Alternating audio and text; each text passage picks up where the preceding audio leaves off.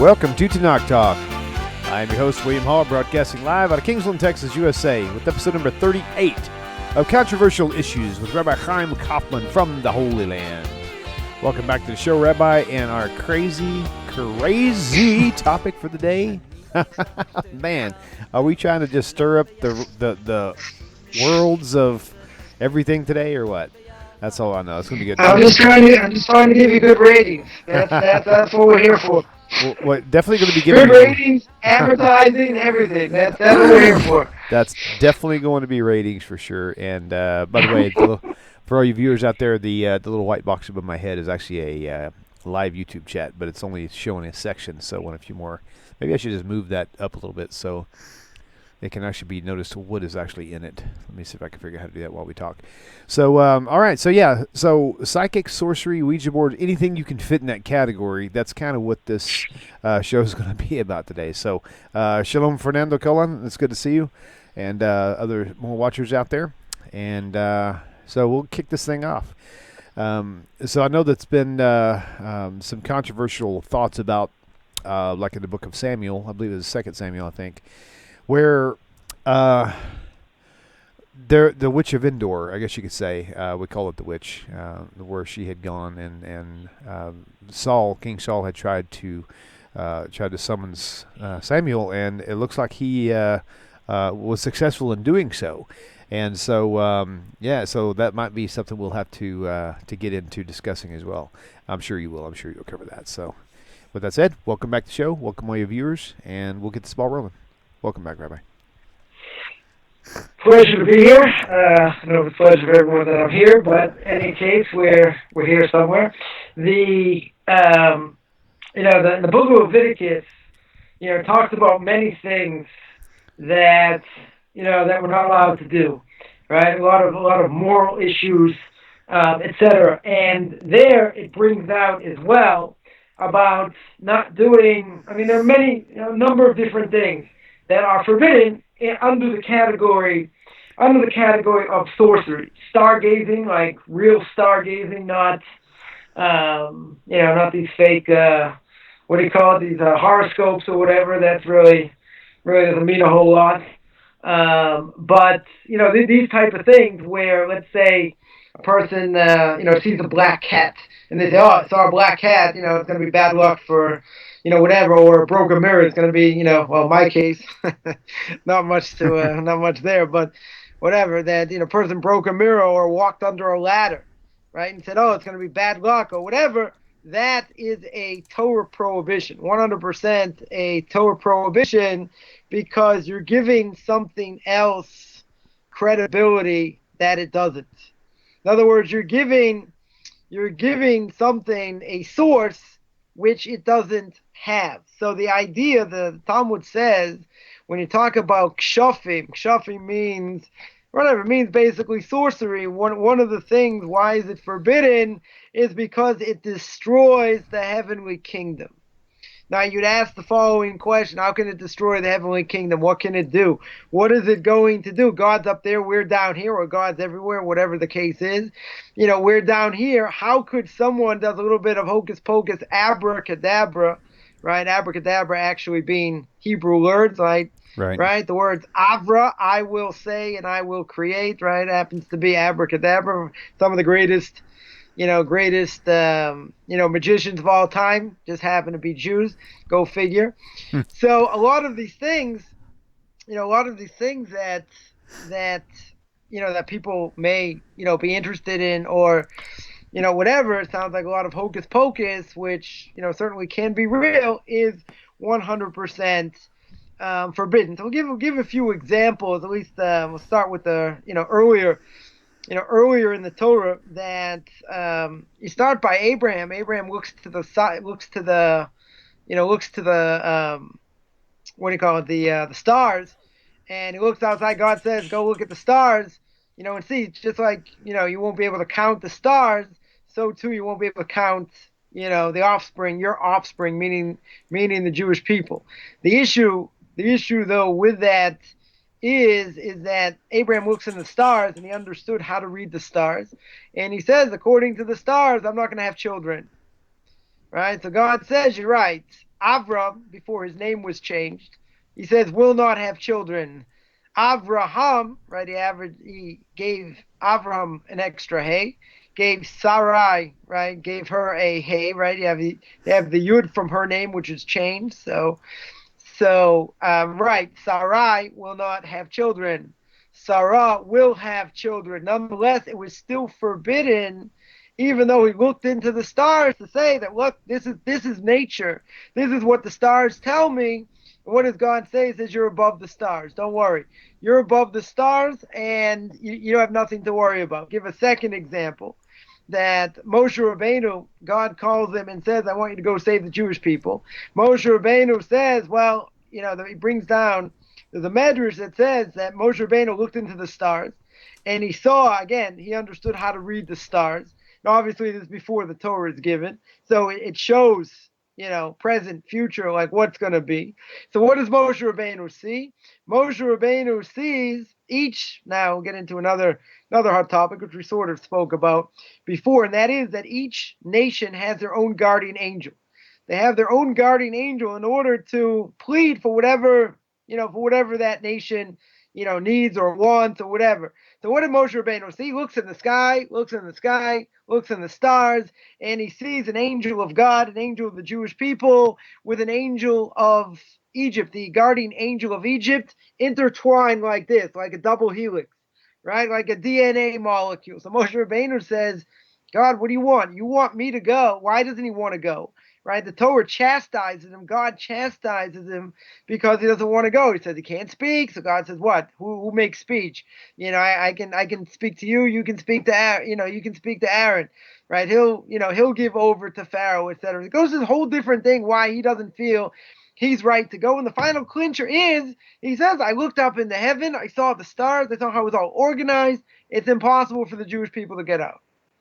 So God says, Mo, he said, don't you know? He said, don't you know? I am nature. I'm above nature. You're right. 100 times out of 100, the Jewish people will never get out of Egypt according to nature. Right. So what does God do? God changes nature. All the miracles, all the plagues, God changes nature. So therefore, the Jewish people are not stuck under the stars. If they're born, let's say, like Esav, right? Good old Uncle Esav was born under the star of Mars, right? Or sorry, the planet Mars. Now Mars is red. What does red represent? Blood. So if someone, let's say, was born, when it was like right above or whatever the case is, and they could have tendencies to blood, to be more, bloodthirsty or whatever. So what we hold is if a person has these tendencies, he should use it for a positive thing. Either, be a doctor, be a surgeon, be a moil, do circumcision, right? Do other things that you're not going to come out and actually want to, hurt others or whatever. But this idea of the way, the heavens are set up and the way the stars and whatever, is a real thing. If people are in tune and really know what they would, understand, how things are set up, they could, they in theory could see what is going to happen in the future.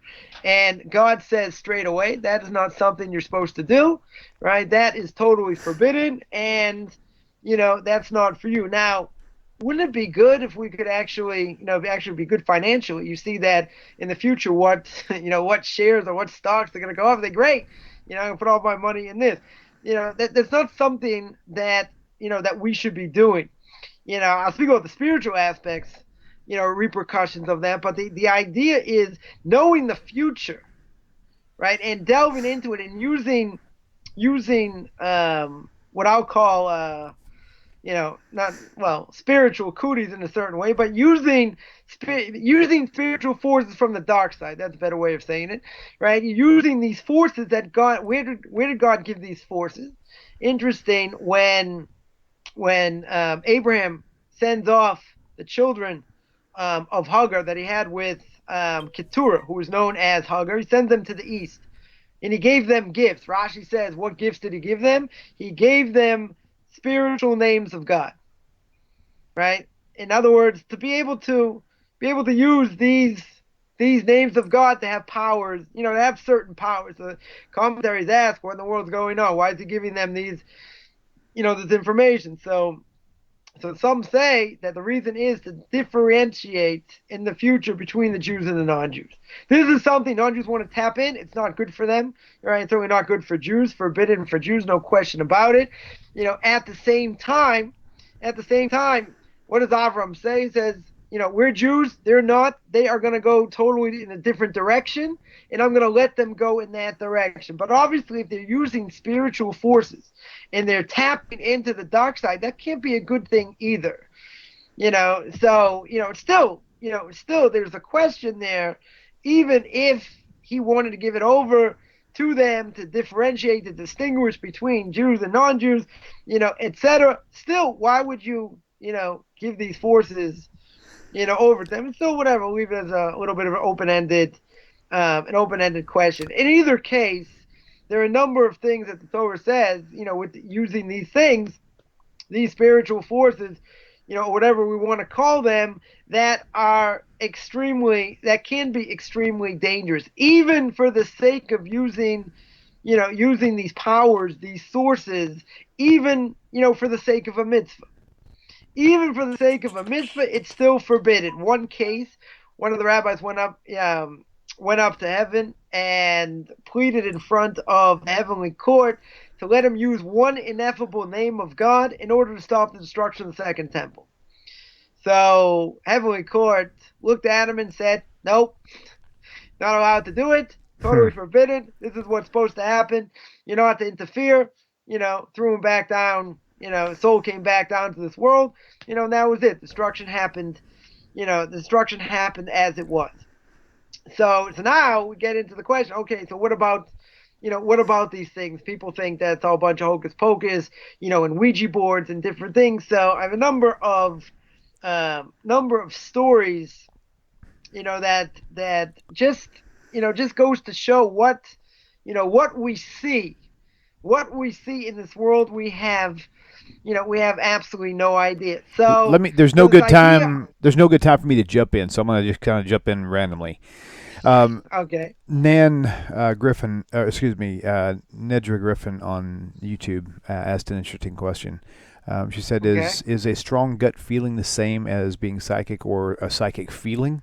And if it is, this is added by me, and if it is if somebody really tries to spend more time focusing on every time they get gut feelings, are they trying to tap into this sort of a psychic power? I mean, how do you define, a gut feeling? It's something that, if you tell me, maybe like we'll go back to these Freddy Krueger movies, if you want to tell me it's like deja vu, right? Or something like your soul has actually felt something, you just can't pinpoint what it is, or something like that, whatever. But, something inside, you call it, I guess, a gut feeling is more like a sixth sense, right? Maybe it's similar. Maybe it's a similar thing. Question is how do you know that's real? Right? How do you know that this is, a person has to really, really check themselves to see, if this is, 100%, where it's coming from. Where is it, where is it manifests, where does it manifest itself? There are things that a person, walks into a business deal. Let's give an example, concrete example. Walks into his business deal, something feels off. Right? He can't pinpoint what it is, right? A woman could probably sense it more than a man in different ways, but there's something that just doesn't add up. But he can't put his finger on it. The person is going to invest, let's say a lot of money, and he's got this nagging feeling, right? He feels that maybe there's something underhanded. There's something there. Should they pull out of the deal, right? So it could go either way. Some people say, nah, it's probably just nerves. It's probably this. You've done all your due diligence, and there's nothing to show that there's a problem. But still, there's this there's this nagging thing, right? So some people say, it's just nerves. It's not anything. It's not anything more than that. Could it be real? We used to say, when I was younger, if you took a multiple choice test, if you didn't know what the answer was, if you had no idea, you picked B, because B was like the most common, usually like the most common answer. If you don't know what to guess B, right? Sometimes it works, sometimes it doesn't, right? But usually a person's first instinct is probably usually the right one. If you have to go back and you're thinking about it, well, does this make sense? That makes sense. Something else, then you're second guess. Once you second guess, it could be any number of factors that could throw you off. So in that sense, I would say if it's something let's say when it comes to a test and you've memorized so many things, and you see this question come up, first gut reactions probably it's probably the right one. Again, it depends it depends on a lot of different things here. According to this question, it's going to depend on a lot of different factors in whatever it is. A person's gut reaction, a person can also be fooled, right? A person can also be tremendously fooled. There's a difference between what we call love and infatuation. Right, a person can be infatuated, can have this, this, I don't know, could even be a chemical reaction, right? But it's not real, right? It's not real because it's based on emotion. If it's something that, a gut feeling can be based on 100% emotion. If it's based on 100% emotion, then you got to be really careful because a person can be totally irrational when it comes to, when it comes to emotion, especially if they don't want to see what they really need to see, because infatuation is not love. It's not even close, but a person is, I don't know, I guess is faked into thinking that this is really the real thing, and their mind plays games with them, saying that no, this is really the real deal, when the reality is they totally they totally miss the boat. Once emotion gets involved, then it's, a person has to really, really be clear, on that to make sure that they don't have, there are no biases. You need someone unbiased to look at the situation, to see. Otherwise, a person can be trapped by their own, seemingly by their own emotions and be taken to a place where they don't want to be. It's just that they themselves are convinced, they convince themselves, and that's their reaction. So that's what I would Okay. that's what I would say on that. Okay, moving forward. Yeah. So these other things, these other things, about bringing up souls, that the Torah says 100%, 100% is forbidden. First of all, even you don't, to tap into the dark side, person doesn't really need all that amount of knowledge. You don't have to be on a very high spiritual level. Certain incantations, different things that a person can say, right? Once a person does that, they can have power over these forces.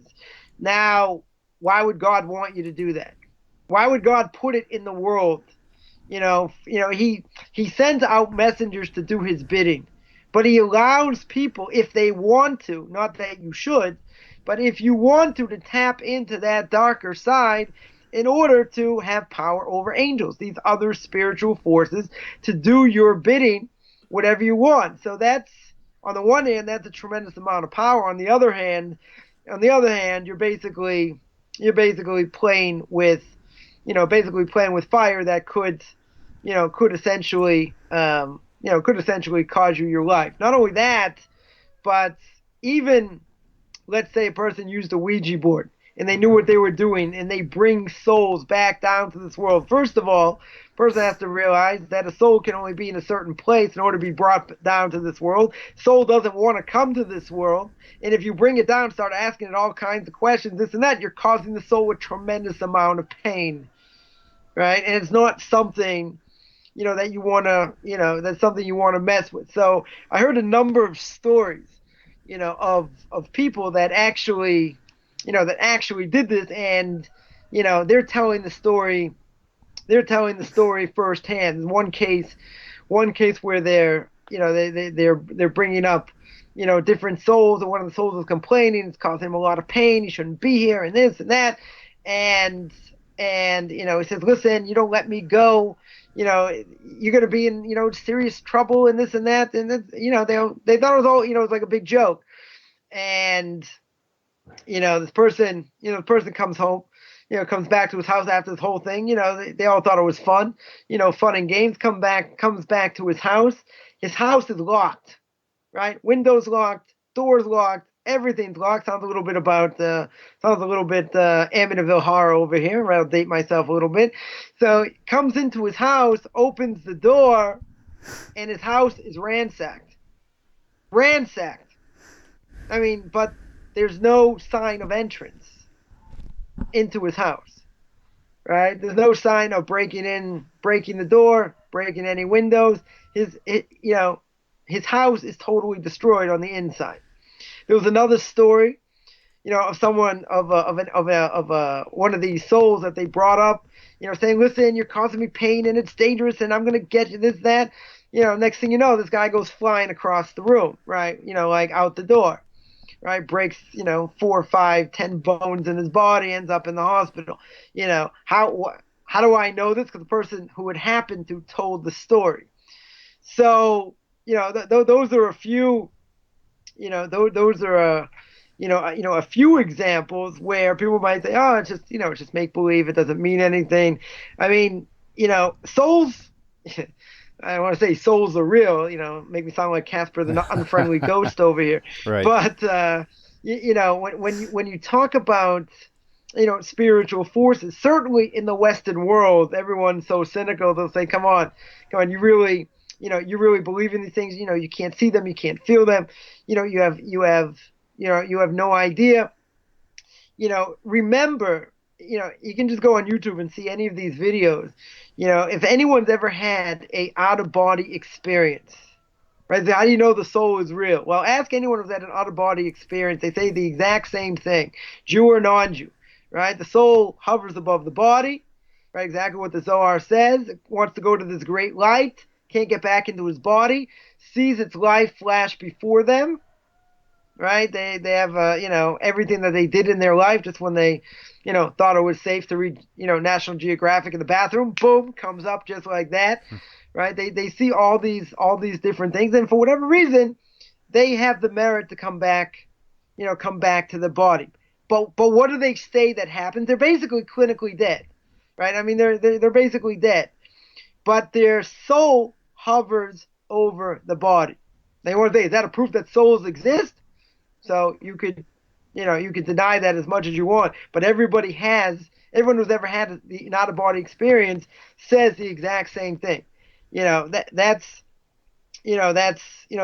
one thing. Another thing, the Ramchal says in Path of the Just, he says in his introduction that this world, is not the ultimate, because you see that there are people that start off wealthy. You see that people start off poor, get wealthy, lose it, come back, whatever the case is. And what happens, is that then you see people suffer.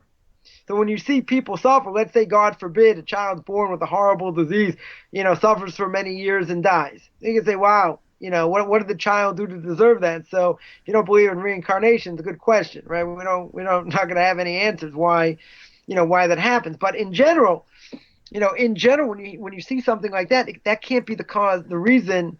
If a child's born in such a case, all things being equal, wasn't genetic, the mother didn't smoke crack and any of these other things, the child came out the way it did, right? It's not according to nature, right? There has to be something else going on.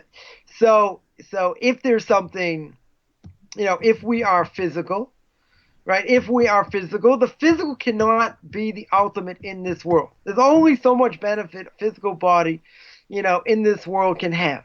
So if someone starts at the top, they start at the bottom. There has to be something more, something well beyond. Because if it's not well beyond, then why, we have a million questions, right? We'll have a million questions. That being said, then you get in the question of, well, maybe there's such a thing as reward and punishment. The Torah says clear. You do the right thing, fine. You do the wrong thing, there's reward and punishment. There could be, and you have to go back the video we did on reincarnation, and see that a soul could actually come back and be punished and, and all that. because the reality is, who is, when a person says, when a person would point to themselves and they'll say, who are you? What do? Normally you point to your heart. Well, what are you? You're just flesh, right? You're just flesh and blood, right? But, at the end of the day, once that flesh and blood isn't here, okay, so, you're no longer here. Once the soul goes out, you're no longer here. So, the soul's an intrinsic part, but there's so many different levels where the soul can go, what can happen, Sorry. and all these different things. What essentially can be is, then you want to start, back to the original discussion, then you want to start finding out about the future, right? Forget about the past. You want to find out about the future. Now, finding out about the future is not something we should do, right? Like what difference does it make whether this goes back into predestination, which we spoke about also. If someone knows what's going to happen, can I change it, right? Can I make my own future? And the answer is, up to a point. The reason is because whatever we're going to do, there's going to be repercussions, but, God knows the future and what's going to happen. So that's not going to, essentially that's not going to change. We have to, we're the greatest actors in this whole, in this whole thing. So looking into something that's going to give us, let's say, answers to what's going to be, let's say, at the end of days, what's going to be with, when the Messiah is going to come and all these different things. Jacob himself wanted to reveal that, right? He wanted to reveal that to his sons, and God confused him, didn't allow him to do it, right? So the future is not something we are looking into. It's not something that we need to know about. We need to live, in this world now. Forget about what's going to happen tomorrow, the next day.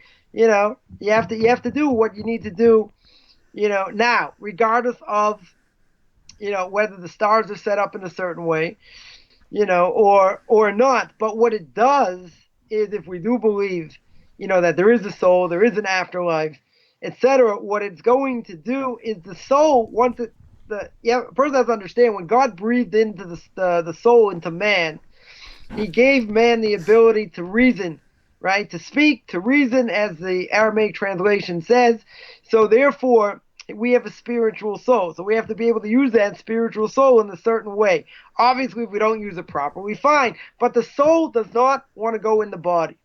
The soul was very happy being in the spiritual world. God has to cajole it. Gavriel, he's got to cajole it.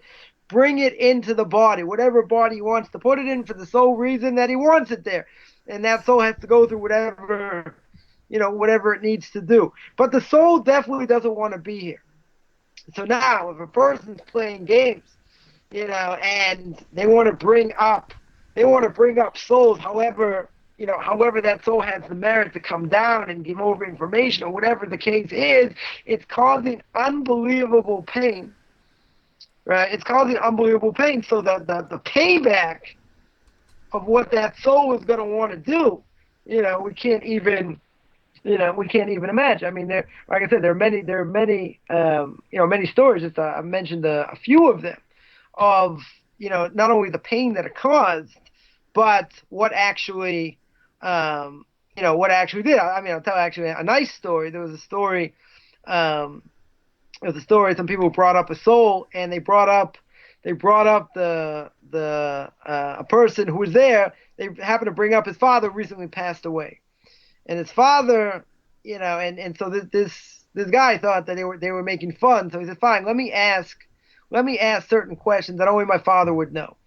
So he asked like a whole bunch of questions, and like he was absolutely shocked that the only person who would ever know, was his father. But his father told him.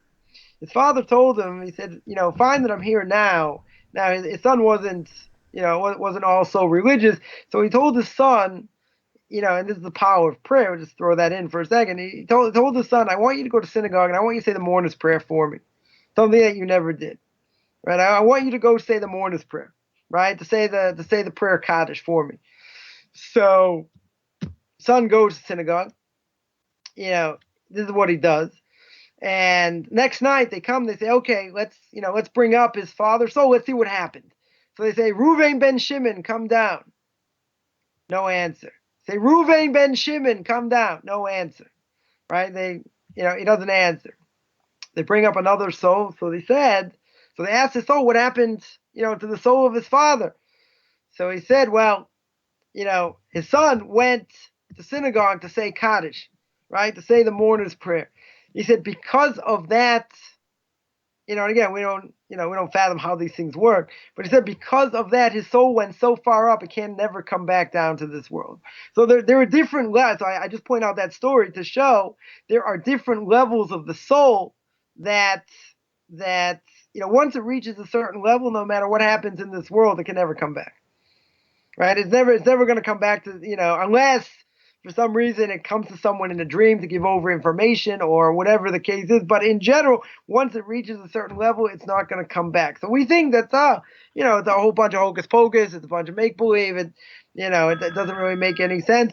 There's a lot out there, and even if you want to take this. Yeah. Let's. If you want to, Okay. you want to finish your thought, and then we'll take the call. No. You can take him. Okay, very good. All right, caller, welcome to the show. Please tell us your name and where you're calling from. My name is Cindy Gray, and Hi, I'm calling Cindy. from Beechwood, Ohio, with a comment and a question. Perfect. Welcome. The first comment is about what Rabbi Coffman just said about the soul not wanting to be here. And what I want to say as a comment to that is, if it were not for all of the disguising and concealing that God does in this world, our soul would not be able to overcome the great desire that it has to return home. Wow. And some mystics, when they meditate and pray, they make a pact between themselves and their soul that if they rise high, they will come back.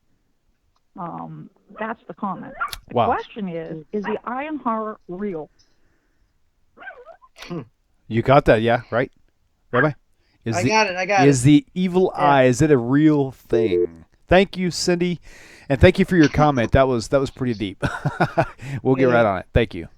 Okay, Rabbi, go ahead. Yeah, the evil eye, interesting. The Talmud says that 99% of everybody, which is everybody just about, dies because of the evil eye.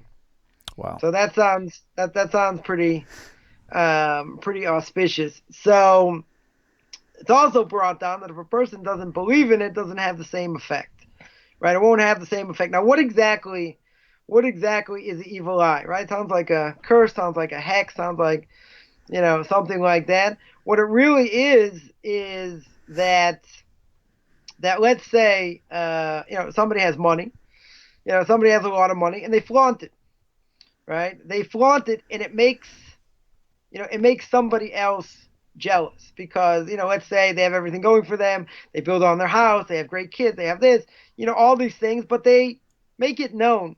They make it known to others. So what does that do? So if a person, average, Joe of the mill, whatever you want to call him, so he struggles, his kids may not be so great or whatever, and it makes him feel bad.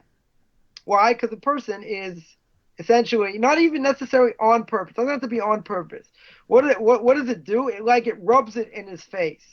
So when somebody feels bad, because somebody else does something, like, they're building on, to their house or their apartment. I wish I could do that, but I can't because either I don't have money or I can't expand or, whatever the case is, makes them feel bad. So when that makes them feel bad, that opens up a special file in heaven, and God says, oh, this person feels bad. Well, let's first of all see if what they feel is true and it's legitimate. And if it's true, we're going to open up this other guy's file. And we're going to go through a fine tooth comb and see what this person's been doing. And if he survives that, fine. If he doesn't survive that, then because he caused someone else anguish, they are going to pay a very severe price. And that means that it can happen in any, in many different ways. That, a person, again, a person may not do it necessarily on purpose. At the same time, how careful a person has to be, no matter what they do, even if they have good kids and even if they have money or whatever, they're certainly not whatsoever flaunt it. So someone will say, does it mean I can't have a nice car? I can't have a nice, I have a nice house? Person has to be extremely careful, because the only time you ever want your file opened is on Rosh Hashanah, right? Your file is going to be opened anyway automatically. You're not looking to add to that, because what God's going to do is he's going to take your file and go through a fine tooth comb of what you've done. And if you don't measure up, which probably most of us won't, there's going to be tremendous punishment because of it. Okay, gotcha. All right, you want to take the call? Okay, caller, welcome to the show. Please tell us your name, where you're calling from. Hello? Hello, you are live on the air. Do you have a question for Rabbi? Oh, yes. I do have a question. What are premonitions, and when they come true, where are they from? That's a good one. I need to add that in the title. Yeah, good question. Okay, thank you for your call. Okay, thank you. Okay, thanks. That's So cool. you got me on that. Premonitions. A person can be more in tune, I guess, if they're, I guess, either on a higher spiritual plateau, they can sense, some people can sense things that other people can't, especially, I mean, this has nothing to do with the question, but, especially right before a person dies. I've heard of stories where the person actually, sees dead relatives that are coming to escort them, to the next world, and they're heard screaming, "Get away! I'm not ready to go." This, that, because they can, they can sense that, because they sense their time is, up. Premonitions, even if they would come true, right? Even if they would come true, most premonitions, or even dreams, right? Certainly dreams we don't take stock out of, right? 99.9%, of dreams are all things we thought about during the day, the week, or whatever. So, unless you're a king or something like that, then dreams have definitely more significance. Some people remember more, some people less, but even a premonition, we certainly don't believe in predestination. Right? We don't believe that, because this, he's predestined to do this or whatever. Like, we make our own destiny to a certain extent. We have free will, etc. So something that comes, I mean, I can't say where it comes from. If it's something real that's going to be put in the thoughts of a person, it's going to come from the spiritual world, right? That's clear. Like, there are many cases where, I mean, there are a number of cases where there are spiritual beings that come and, convince people to do things that they wouldn't have normally done, but they get sort of convinced. It's a story in the Book of Kings with Achav and Navos, right? Achav's wife, Izebel, or as better known in English as Jezebel, right? Navos has a field that the king wants, and Navos refuses to sell it. So the king, constructs a whole plan to get the field, and then he gets him on being like rebellious against the king, and he ends up getting him killed. And his field is right near where the king is, so he actually inherits the field. But what happens? So Navos comes back later, right? He comes back later to entice the king in order to go out to battle, to a battle that he's not coming back from, right? So he comes back in order to get him to it's sort of like revenge, I guess, in a certain way, to do that. But most, so I guess the second part of the question is, well, what if it comes true? What if a person has a certain thing, or let's say, in their mind they see all this time they're driving down the road, and they go off the side of a cliff, and then they find themselves 2 days later driving on that road. Is it something that can happen? It's usually it doesn't really mean, a whole lot. If something does, come of it, then yeah, it could be that there was as a warning sign that you were given, and a person didn't take it. But again, in most cases, that's most likely not the case, unless unless, it's talking about a king or something very specific. There was a famous story. There was a famous story during World War II of Mordechai Pogromansky. Zecher Tzadik Livrocha. He was known as the Telzer Ilu. He's a tremendous rabbinic genius, and he miraculously survived the war. I mean, one thing after another. Was like unbelievable how he survived. And there was a Jew married to a non-Jew living outside the ghetto where he was, and his father comes to him in a dream, right? So this is I guess more about dreams, I guess, than anything else. But I think it's somewhat similar. Comes to him in a dream and says, "Listen, there's this rabbi in the ghetto. You have to go in and go save him."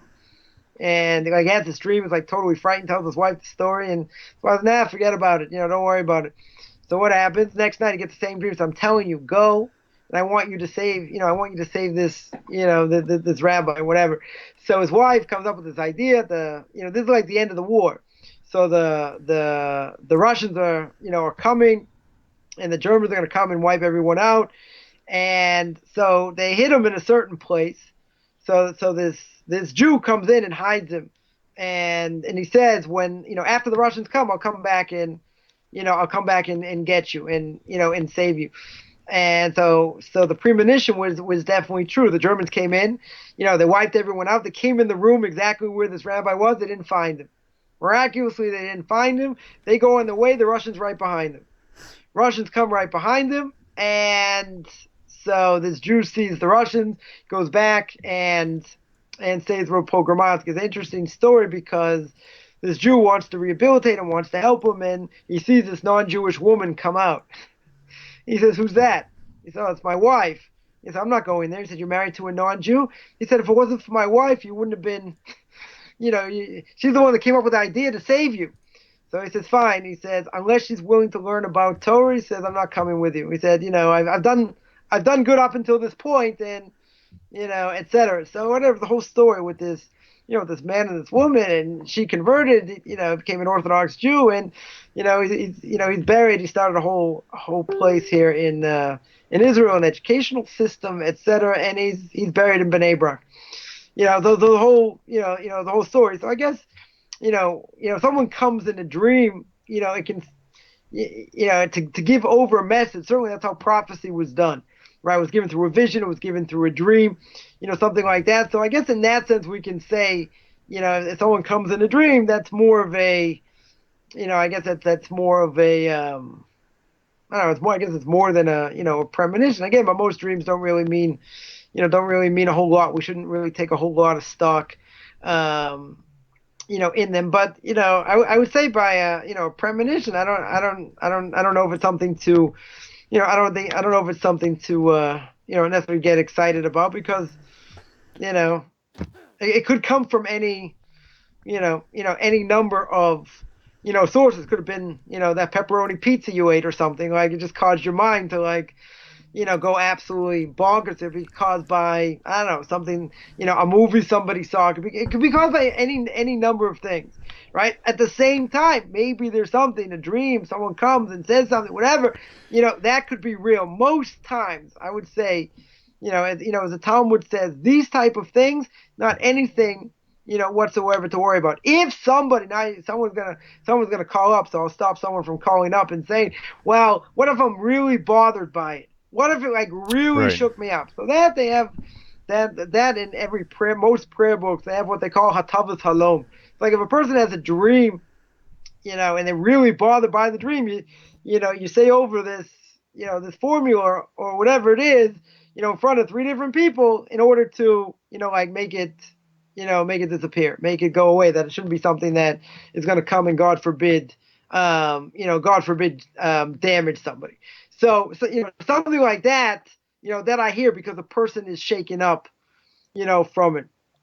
Same thing by the evil eye, that's why, some will say if it's, if you're not bothered by it, then it's not going to have the same, it's not going to have the same effect. Most people will tell you the evil eye, you got nothing to worry about. Just, move on. It's not something, to be concerned about. Then you say, well, 99% of 90% of people die from it.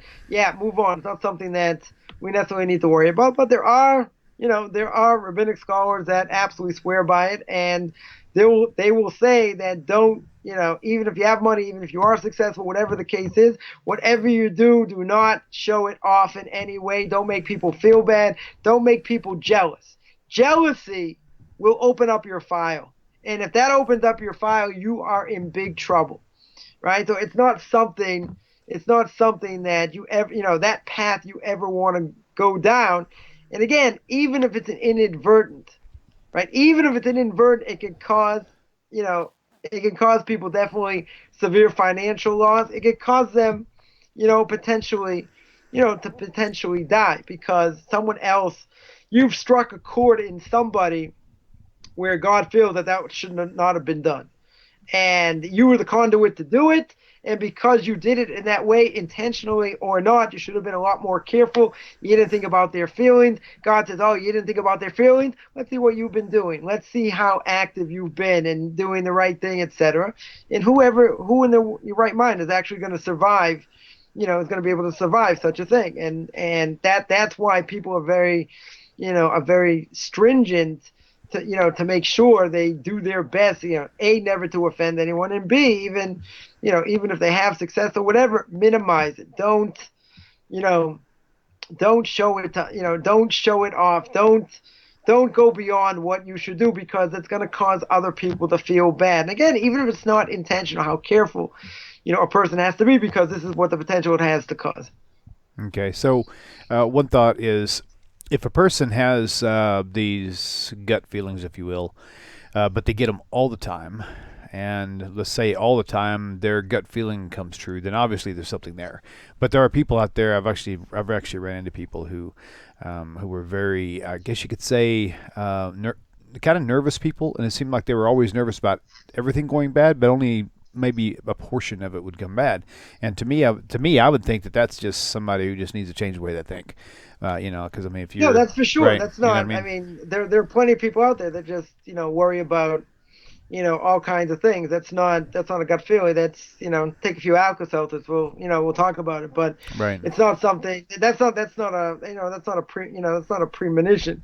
And again, even if a person does have they have this gut feeling, they say, well, I got this gut feeling. I'm not going to do this, that, and the other thing because of this, that, whatever it is. If, the Talmud gives the example, if a piece of pita bread fell from your mouth, and say, wow, this piece of bread fell from my mouth, so that means that I'm going to have a bad day, right? That 100% is forbidden.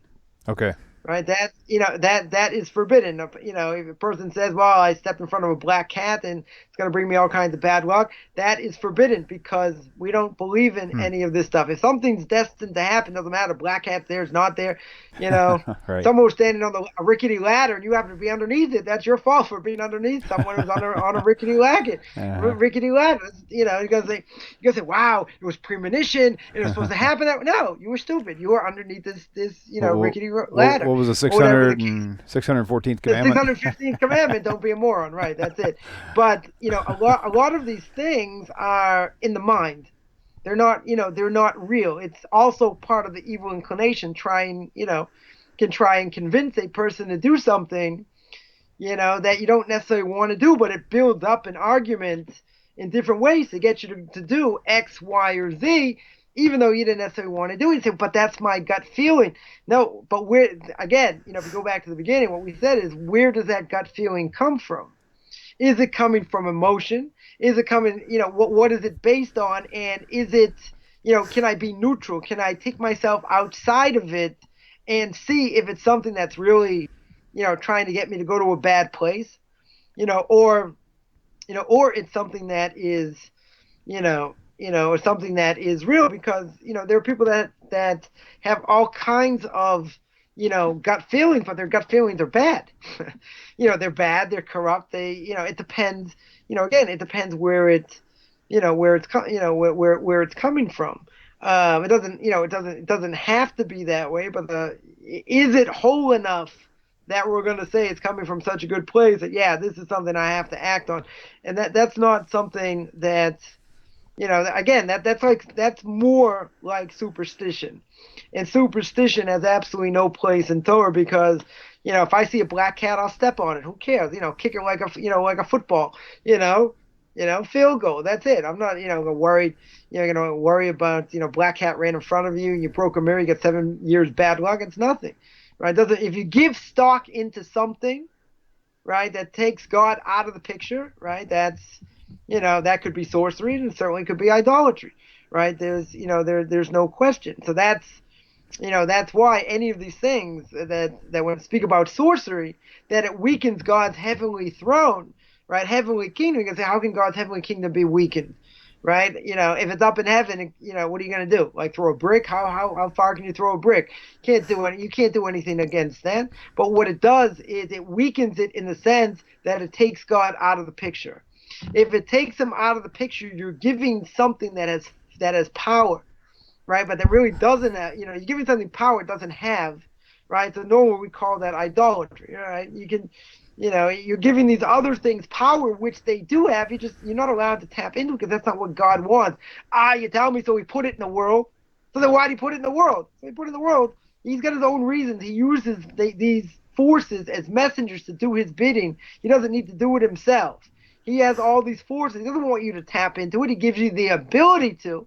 In order that you want to make a mistake, you want to go down the dark side, you have absolutely every right to do that, but realize it's going to be a serious price to pay, certainly for doing it. I mean, this gets into, to tremendous, Kabbalistic ideas, about how these forces work and how, God manifests itself in the heavenly court is like a lower court, and here's all the testimony. God oversees it all. He's using these people as messengers. Why doesn't he do it himself? I mean, there are a lot of there are a lot of questions. There are a lot of very, very deep questions, which we're not going to get into. But at the same time, one thing, when I went through this book, Derech Hashem, the Way of God by the Ramchal, we went through, a number of chapters speaking about these spiritual forces. So the thing, I said over there, and I'll say again, is that it's good we understand these things, and this is how it works in the spiritual world. Very nice. Move on.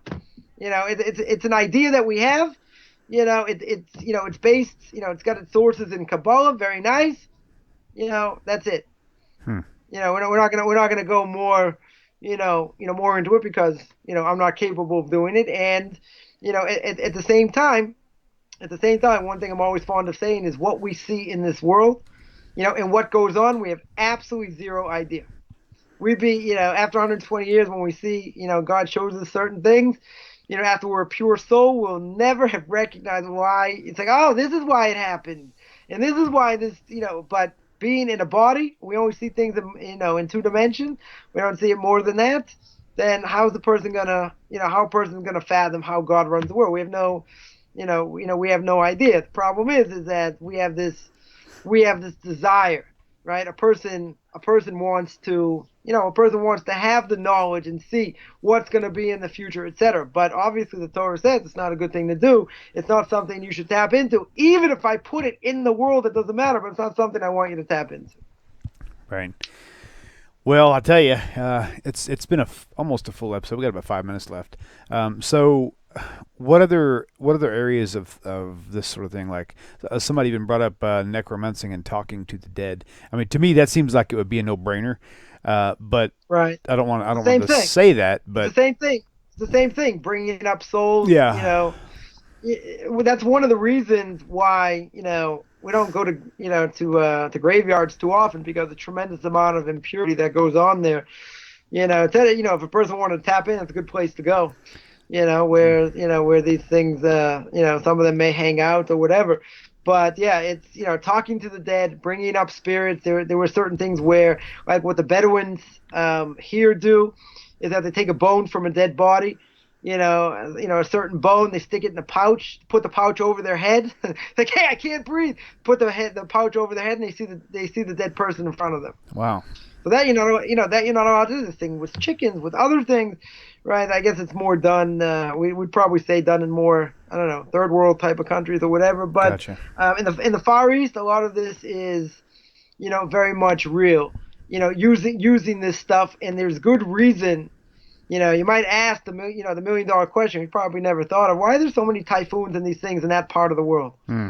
Because Right. it's probably the biggest concentration of idolatry and sorcery in the world. And we mentioned before, Abraham took this sorcery and took these names, gave it over to his kids, and sent them to the east. So that's definitely not a coincidence, of A, why it's there, but B, it's not something that we should be tapping into. And you can see there are more natural disasters, in that part of the world than anywhere else. It's just become more dangerous to be a kid going to school.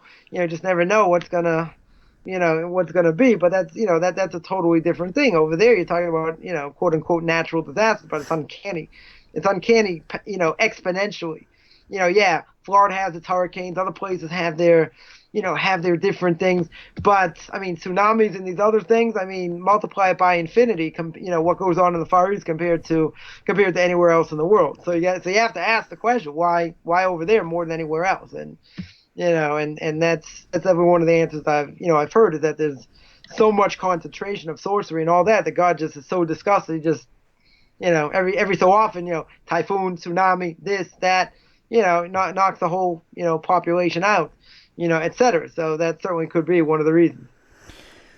Oh wow! Well, there you have it, folks. Necromancing, all these different Ouija boards. Actually, what's funny, my wife walked up and she saw the screenshot that I put up for the thumbnail for the video as a Ouija board, and she was like, "Oh my gosh!" And I was like, "What?" She was like, "What is that picture for?" I said, "Good. That's the effect we were going for." So, anyway, thank you all for tuning in. Don't try this at home. It's dangerous.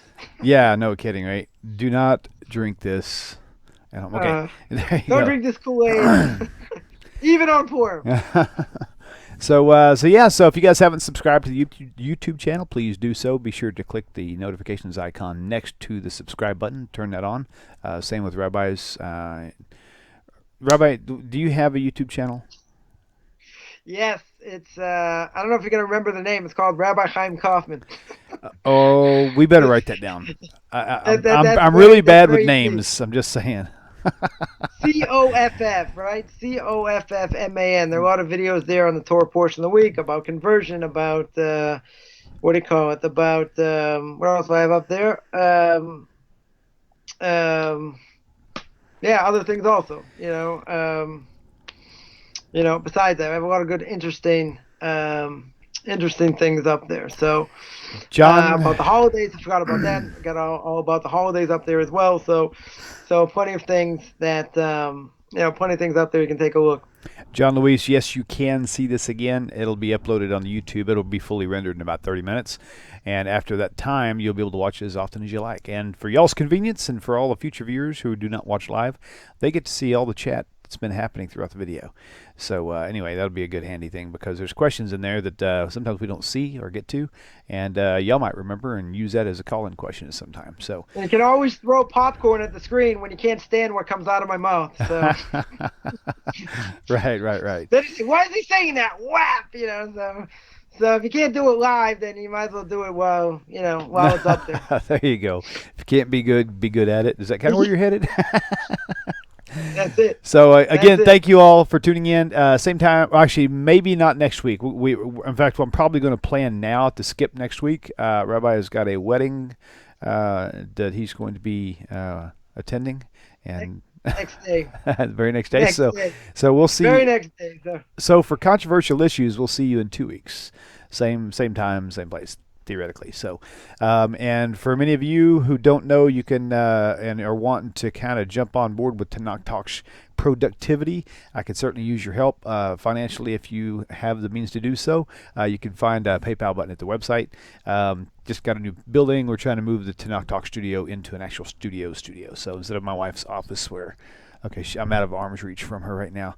So that's she's actually pretty cool with it, but it kind of chokes up in here. So looking really, really forward and excited to get in there, because hopefully once I get in there, I'll be able to actually have you and other people who want to come down actually do in-house recordings.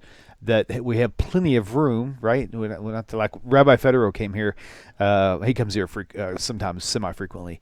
And I've got to do a lot of shifting, a lot of like scooting and nudging and stuff. And so with the new studio, there'll be lots and lots of room. It'll be really nice. And you don't have enough room in the studio for me and you together. I know. You better make it steel-proof, kryptonite proof, anything proof, because I come down there just gonna blow the roof off of it. Right on, right on. You're crazy. I can't have you blowing up another studio, man. You've already done it twice. That's it. That'd be my pleasure. Oh, man. One great step for mankind. Oh, man. One step backwards for Rabbi Chaim Coffman. That could be. That could be.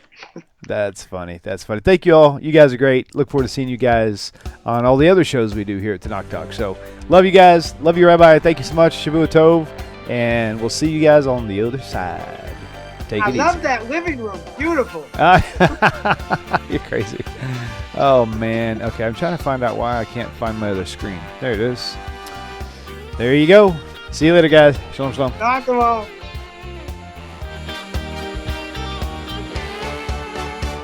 אני אתה אתם תמיד תמיד כולם ביחד חשוב מכל חשוב והכרחי להיות ביחד איפוק זו העוצמה ויתור זו הגדולה השאיפה והכמיהה אני אתה אתם תמיד תמיד כולם ביחד חשוב מכל חשוב והכרחי להיות ביחד